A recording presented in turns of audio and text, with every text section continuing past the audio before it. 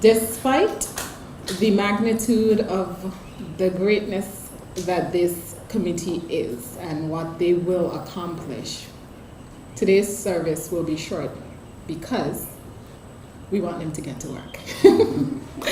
But before we do that, we do have wonderfully important people, and every single person in here has played a vital role in the fisheries, be it promoting it education-wise through the media and the rest. And so we want to make sure that you feel warmly welcomed and recognized. And so we would like to invite P.S. Ronald Smith-Berkeley from the Ministry of Natural Resources and Labor to give us our welcome. Deputy Premier, Minister for Natural Resources and Labor, Minister Pickering, Mr. Chairman, Mr. Potter, DS, Mr. Penn, other council members who are here, media, and most importantly, fishermen. Obviously, you guys are the reason why we're here. Welcome to each and every one of you. As Madam Chairlady said, it's going to be very brief so that you could get on with the job that you're tasked with. I would also like to just mention a few words in terms of welcome. Initially, when the minister mentioned that Mr. Potter was, at least he was thinking about Mr. Potter as being the chairman, I immediately said, because I felt good about that, because as we all know, Mr. Potter is quite talented. I said this is an opportunity for Mr. Potter and his team to advise the minister on how to build an industry.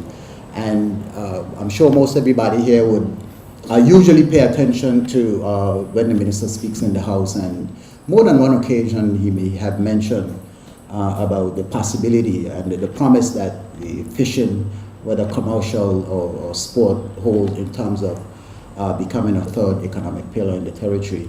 So I think this gives Mr. Potter and his team an opportunity to break grounds, if you will, and build an industry that would, we hope, provide much employment and much economic activity within the territory.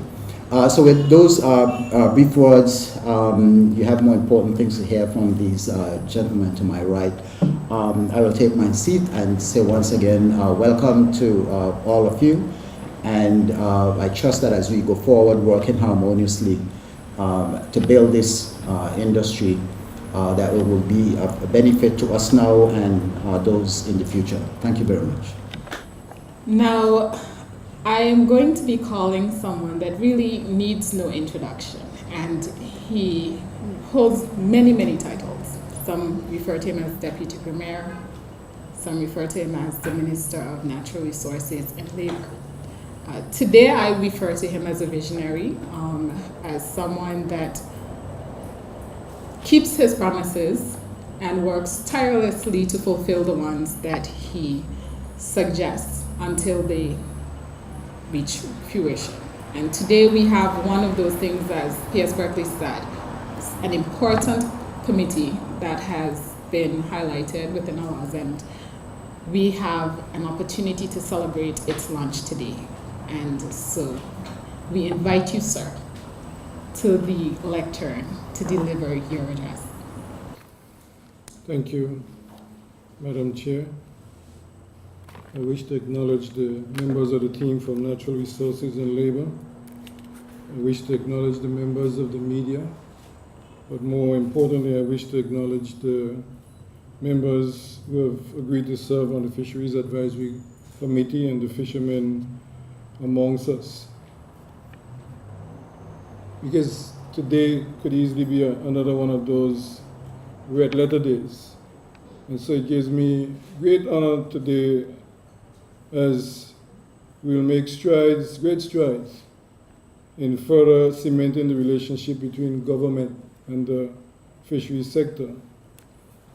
Government has established as one of its goals the establishment of a third economic pillar in the form of fisheries.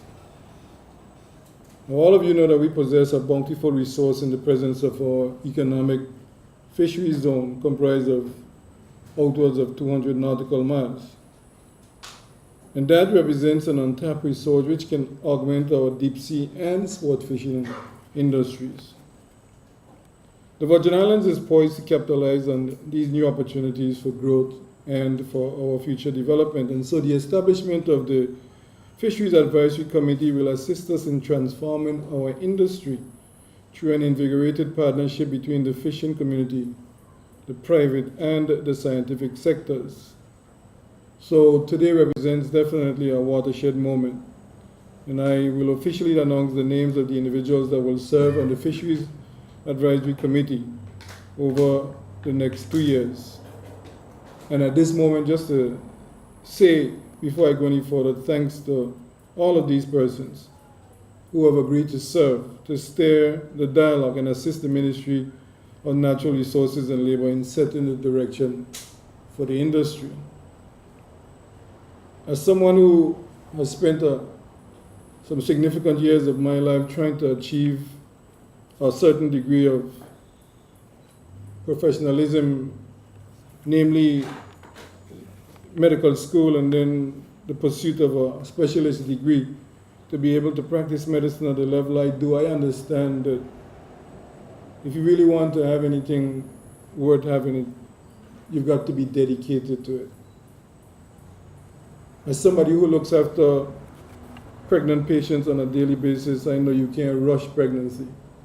A gestational period takes 9 months, and anything that happens before that can be referred to as a premature delivery with its attendant problems. And so, to be here this evening to announce the names of the persons who are going to serve on the Fisheries Advisory Council is the culmination of almost a gestational period. To my knowledge, the Fisheries Act was passed in 1997, and one of the most important tenets of the Fisheries Advisory Council of the Fisheries Act is the establishment of this particular council. And so the Fisheries Advisory Council will include 3 fishermen nominated by the Virgin Islands Fisheries Association, and these persons have skill sets that span all the facets of the fishing community. They're competent in their understanding of traditional, advanced, and recreational fishing practices. And so it is with great pride this evening that I announce that Mr. Jerry Emanuel, Mr. Dean Titley, and Mr. Elton Gordon have accepted the responsibility of ensuring that the views of the fishers are never lost in the decisions that will affect the direction, the management, and the growth of the Virgin Islands fisheries sector. Their position on the committee ensures that the minister will be, in part, directly advised on matters of policy relating to the development and management of fisheries as a viable industry in the Virgin Islands. Why that is important? Here's why it's important. Because recently there's a proposed cabinet paper for the further advancement of the protected areas and systems plan. And my ministry, we've sent forward a cabinet paper proposing a number of areas that are to be protected. It has gone through the process. And it has now arrived at cabinet for cabinet to make a decision. In the furtherance of that objective, there are discussions taking place.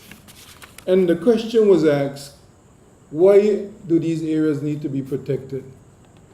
What is the long-term purpose of protecting these areas? And the simplistic answer and the most important answer is that if we don't protect the habitat of the fish, we will soon basically have the stocks deleted, and we run the risk of extinct species. Important that the fishermen inform us who are making decisions that here we have a problem, like was done with the hind. I don't think anybody in the BVI can complain now that having to have a closed season for the hind fish was a brilliant idea, because everybody knows now when you open the season, you can't get out there often enough to catch a fish in terms of the abundance that is being produced. And so it is important, and I want to emphasize, that these good gentlemen whose livelihood depend directly on fishing, who have agreed to serve, we will be eagerly awaiting their assessment and support to be able to ensure that the decisions we made are based on sound evidence from those who know best. Now, some may argue that you need scientific data to be able to do this and do that. And that is correct. But scientific data don't just drop out of the sky. It has to be done in a systematic and organized manner. And we are dependent on the fishermen to tell us where they see things are going awry and what we need to do. So one other initiative of note that has come about as a result of information from the fishermen is the implementation of the lobster VNACH program. Now, this program is an effort to increase the viability of sustainable lobster catches throughout the Virgin Islands and to support the growing economic avenues. And you may have overheard a discussion I was just having with Mr. Garden a while ago, because he's involved in the lobster fishing industry. And he pointed out that he'd love to see the industry grows. It is doing okay, he'd love to see it grow. And one of the ways and one of the things that I expect the Fishing Advisory Council to tell us is how to further be able to market our lobster. Because the Anegada lobster is a brand. Like Maine lobster, the Anegada lobster is a brand. We must endeavor that every restaurant in the BVI, every hotel in the BVI, always have Anegada lobster on the menu. And although it sounds exciting to talk about export, one of the things that was done with the Micronesia Challenge in the Pacific is that the Micronesian countries no longer export fish. If you want to eat fish from Micronesia, you have to come to Micronesia. And they have seen an increase in their tourism numbers just on that premise alone, because people still want to enjoy that aspect of living. So we mustn't think too much about exporting our lobster so that other people could enjoy it. We must ensure that it is available here so that every person who come here, and we must market it in that way, you know, and add in some pumpkin soup to it, and we give them a nice BVI menu.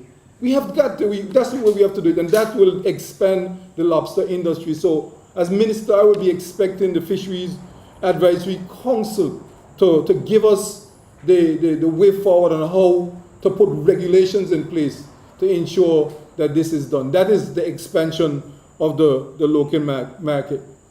And so I anticipate that the steady growth in the sports fishing sector will also unravel in due course.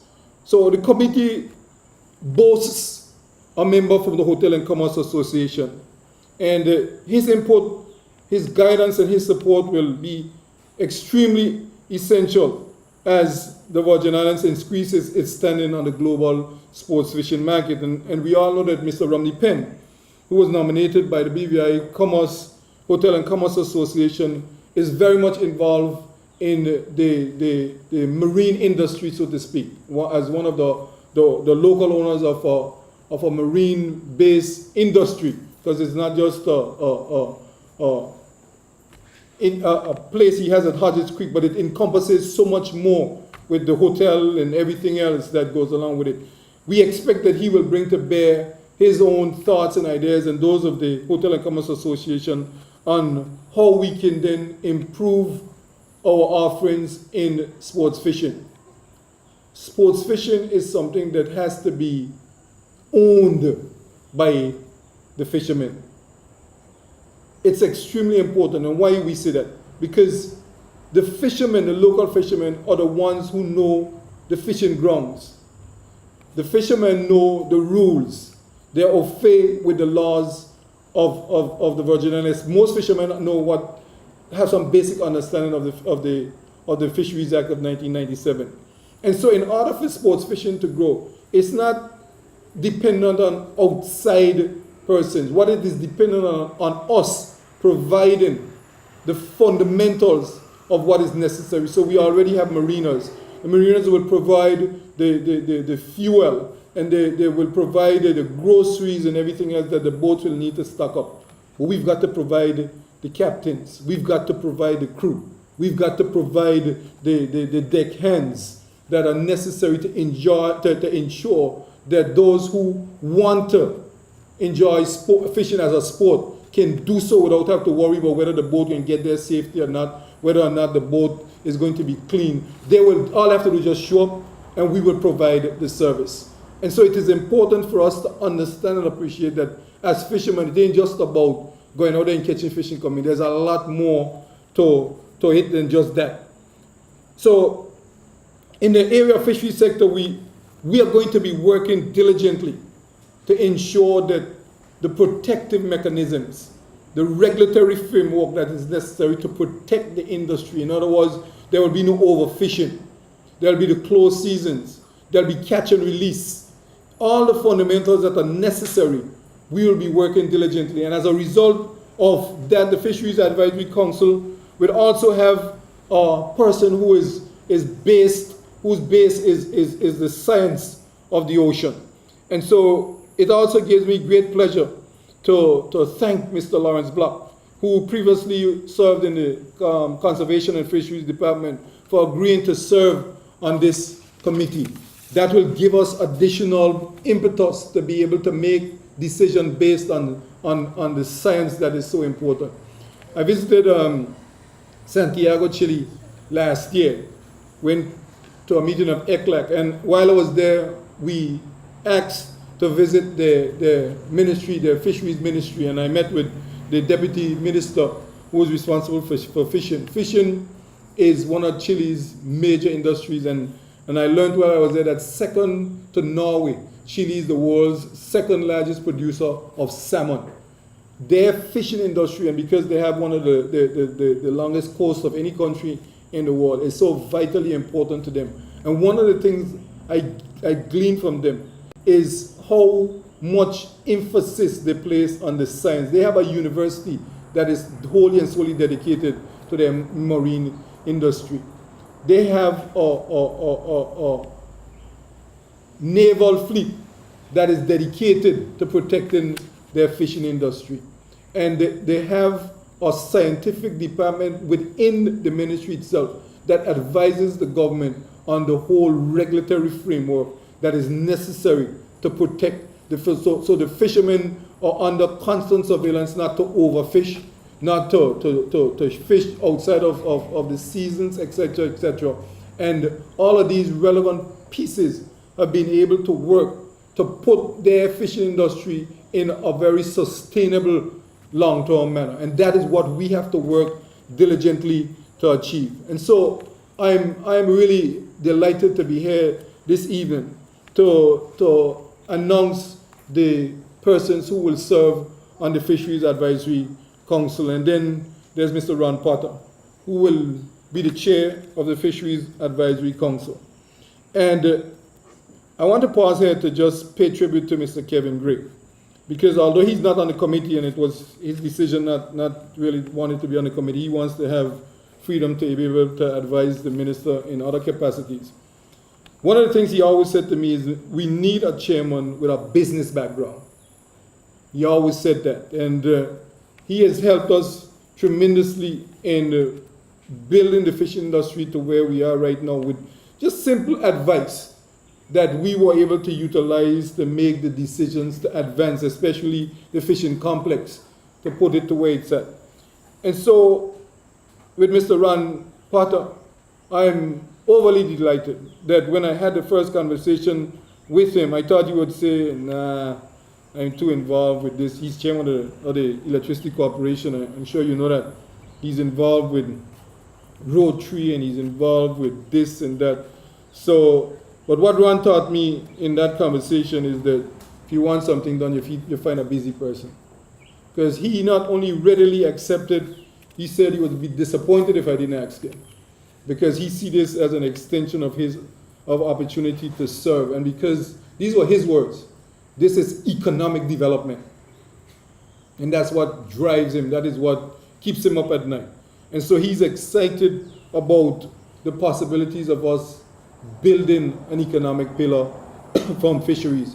And so in Ron, we have somebody who has a very distinguished background in business, but a committed public servant outside the ambit of government who will be dedicated to advancing the causes of the Fisheries Advisory Council. And I warn those of you who are on the committee that Ron is a hard worker. So don't think you're on a committee to for sure, because Ron will get things done.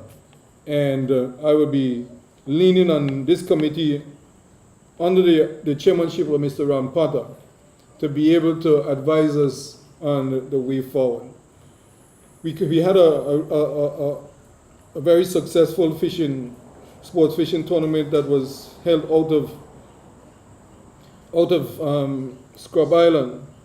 And apart from everything else, one of the lessons that came out of that was how vitally important it is for us to have persons on the ground here who know our laws, who know the processes, and are able to provide a service to those who are coming to enjoy our waters. Because remember, with sports fishing, it's big money people are spending, but they want the service. And so I want to also take this opportunity to say thanks to the Conservation and Fisheries Department for the role they played, but more especially to Mr. Pemberton, whose dedication to that whole process was one of the shining lights of what can be achieved if we all do our little part to move forward. And so, Mr. Chairman, I want to thank you and all the members of the committee who have agreed to serve. I think not only it's a red letter day in the BVI, but I think it's the beginning of something new and exciting for the BVI. And I'll close with this.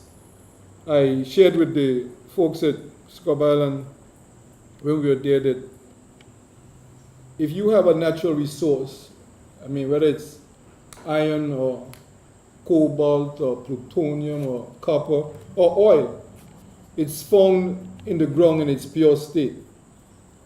If you don't access it, if you don't harvest it and refine it, you're not able to benefit from it. So oil in its natural state is crude, but it has to be pumped out of the earth, refined, and utilized in various different forms, whether it's diesel, gas, aviation fuel, to be able to produce what it's supposed to produce.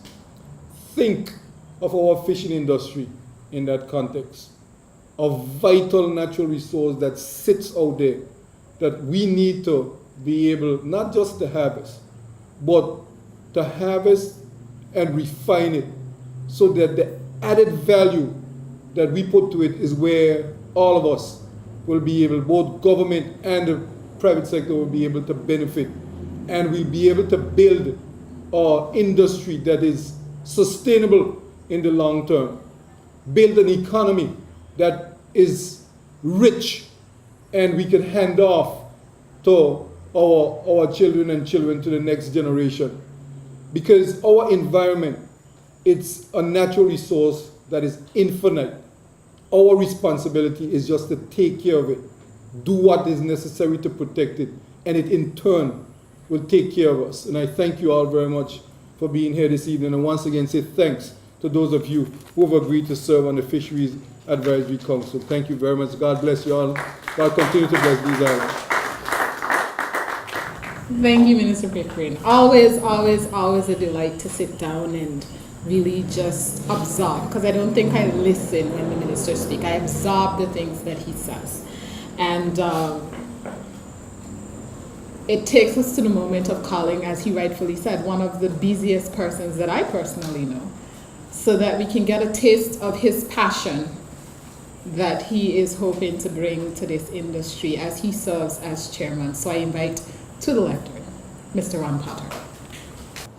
Following the protocol that was already established, ladies and gentlemen, good night. Well, good evening. One of the protocols I hope would have been established was the minister was going to come without a jacket, so I could take mine off as well. But unfortunately, he has his on, so I have to continue to wear mine. But it's hot in here. Fishing. So fishing, along with farming, was the backbone of the Virgin Islands economy until it was replaced by tourism in the 1970s. In coming to office, the government of the day, through the Deputy Premier and the Ministry of Natural Resources and Labor, pledged to invest in and improve on the current state of the fishing industry, and to that effect has introduced a number of initiatives. One of the major planks is the establishment of the Fisheries Advisory Committee, which I have been asked to chair for the next 2 years. The minister expounded on the aims of the committee, but I just want to repeat those for the listening audience, viewing audience. Policy matters relating to the development and the management of fisheries as a viable industry in the Virgin Islands, to advise the minister on the management and development plan for fisheries, to advise on guidelines on the setting up of fish processing establishments, advise on any proposal of access agreement, joint venture investments in fisheries, and the development projects in the fisheries sector, the coordination of activities of the fishing industry and establishment with a view to ensuring the better administration of the fisheries sector, and on any initiative for the regional harmonization of fisheries regime, including regional licensing schemes for foreign fishing vessels, guidelines and advise on matters of conservation of living marine resources.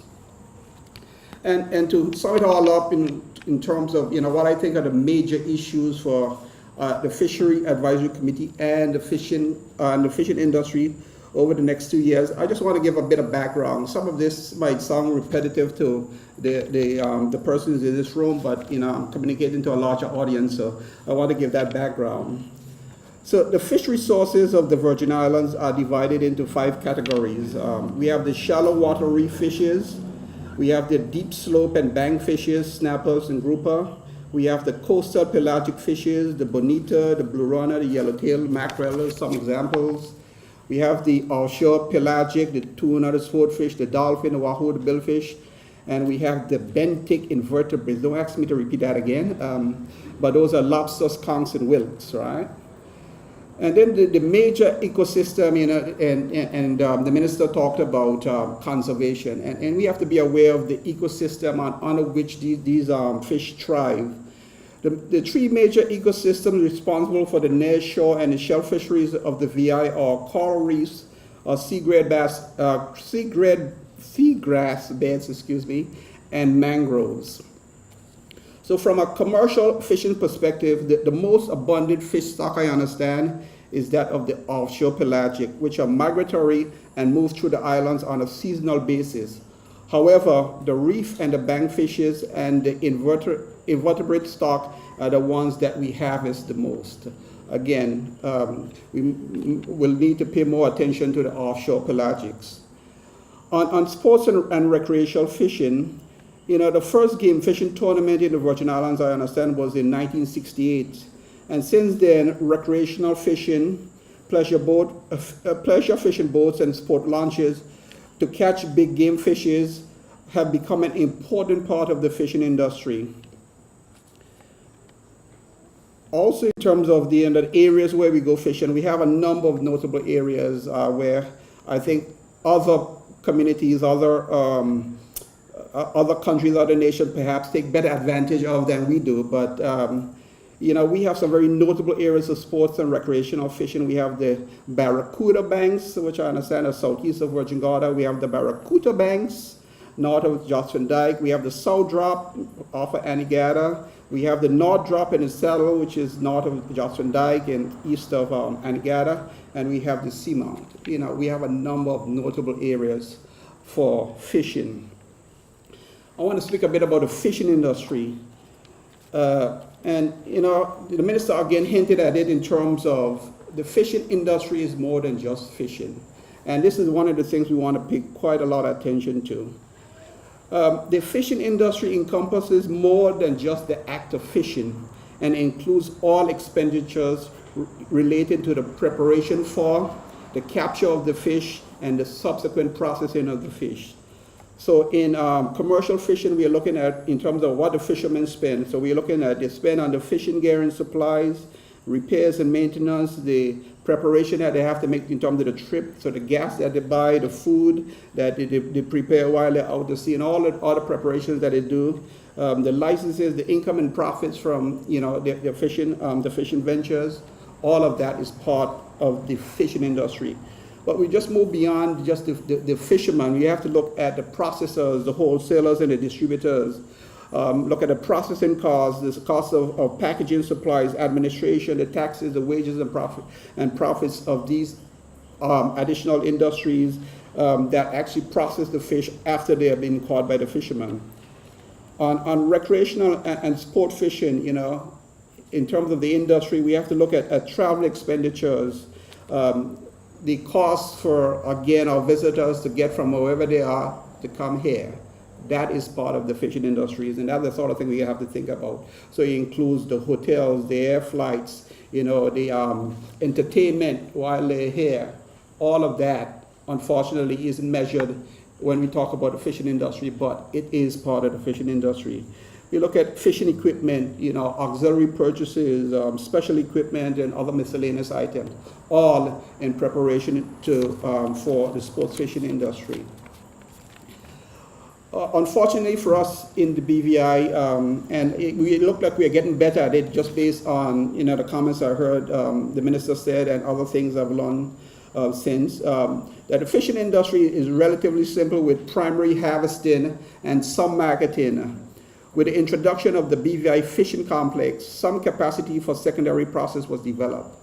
But you heard, the goals, the lofty goals that the minister put out there for us, a third economic pillar, wow. And all the other things that comes along with that. And it is possible in terms of looking at, diversifying our economy, and the fishing industry, again, is a very viable candidate for a third economic pillar. When you look at the reported GDP figures for fishing, and the latest numbers I was able to get is 5.3 million in 2012, but that only includes the value of the fish landed in the Virgin Islands and does not include the value of the associated activities of the commercial fishermen in harvesting the fish, and those of the processors, wholesalers, and distributors. There were no completed economic reports or studies on the size of the commercial fishing industry in the Virgin Islands. So one of the things in preparation for my role is that I looked at a report that was completed for the U.S. Virgin Islands called A User Guide to the Fisheries Input-Output Model for the U.S. Virgin Islands, and that was done in October 2008. And from what that said is that the size of the U.S. VI fishing industry was $69 million, and it created 1,500 full-time and part-time jobs. I'd like to repeat that. The size of their fishing industry was $69 million, creating 1,500 full and part-time jobs. When I looked at the amount of fish that was landed by the USVI, I think they landed about 1.7 million, and that was back in 2008. When I look at the comparative figures for the Virgin Islands, I think we landed over 2 million fish, 2 million pounds of fish. So again, do the maths. Separately, from another report called the Recreational Fishing in British Virgin Islands 2007, it was estimated that the size of the USVI sports and recreational fishing industry was over $100 million. Again, do the math. If we have what I think are the better fishing grounds, and they borrow it at times, I think we can do much better than what we are doing in terms of the sports fishing industry. So I'd like to repeat that again. It's estimated that the size of the USVI sport and recreational fishing industry was over $100 million. However, in order to realize the potential of these industries we're talking about, the commercial fishing industry, the sports fishing industry, the issues that the government, the ministry, and the Fisheries Advisory Committee will need to deal with over the next 2 years, as I see them, are one, we talk about the fisherman community, which is very important. I know that a number of fishermen cooperatives have been established. I don't know how active they are, but where they haven't been established, we need to establish those. And where they have been established and they're not functioning, we need to ensure that they are functioning so we can get the good input from the fishermen. We'll have representatives on the committee, but again, the fishermen need to be in an organization where they express their views, and then those views are communicated to the Fishing Advisory Committee so we can then properly advise the minister and the ministry. And once that's done, we also need to have greater communication with the fishermen. When I sat with the minister and we talked about, what were his expectations for the Fisheries Advisory Committee, one of the things that he was really passionate about was the fishing complex. He said, Ron, if you do anything by the end of your 2 years, I expect you to put forward a strategy in terms of how do we deal with the fishing complex and how do we get the fishermen involved in the fishing complex. So that's going to be one of the major issues that we're going to be dealing with over the next 2 years. We have to have a strategy for commercial, small, and large-scale fishing, a strategy for the development of sport and recreational fishing. If there are any opportunities for aquaculture, we'll have to deal with those. And of course, conservation. If we don't have any fish to fish for, then this is all to naught, so we have to conserve. The economic reports I quoted earlier are somewhat dated because we're in 2016. It's now, those reports were 2007, 2008, and they relate to the U.S. Virgin Islands, not the Virgin Islands. However, using the size of the U.S. VI fishing industry as a target, or can I say even a proxy, the fishing industry overall in the Virgin Islands has a great potential and a very bright future. To my fellow members of the Fisheries Advisory Committee, Doc says I'm a hard worker. We'll see. But I advise you that we're going to have regular meetings. They're going to be very productive meetings, and we're going to get results as the ministers ask us to do. So I look forward very much to serving with you all, and in order to ensure that, again, if we are to fulfill this obligation that has been placed on us in terms of identifying and helping to establish a third economic pillar, we're going to need to, again, roll up our sleeves and get to work. I'm prepared to do that, and hopefully you're prepared to do that along with me. Ladies and gentlemen, I thank you for listening, and good evening. We have gotten a glimpse into the passion and the direction that has already arisen, and we would like to say cheers to them, good willing, God bless, good luck, and of course, we support you all. I know I for sure have to support you because I'm going to be serving as your secretary. But we want to thank each and every one of you for coming out tonight.